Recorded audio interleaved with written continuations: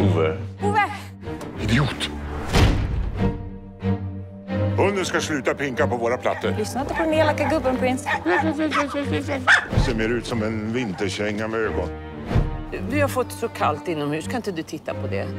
Ta en fil till. Nej, hallå! Nej! Finns det ingen som kan någonting längre? Tänker nämligen försvinna härifrån, ja. För alltid.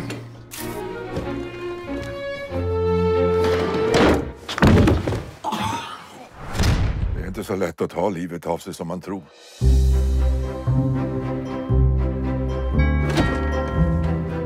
Jag har flyttat in ett par nya grannar där mitt emot. Jag tänkte kanske bara att du är lite hungrig. Nej, jag är inte hungrig. Det är ingen ordning när du inte är hemma. Skulle det inte kännas skönt att gå vidare? Jag sa att du skulle sluta prata. Ingen klarar sig själv. Inte ens du.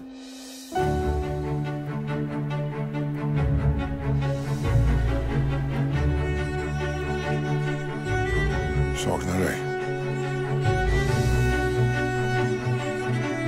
Vill du gifta dig med mig? Ja, det vill jag!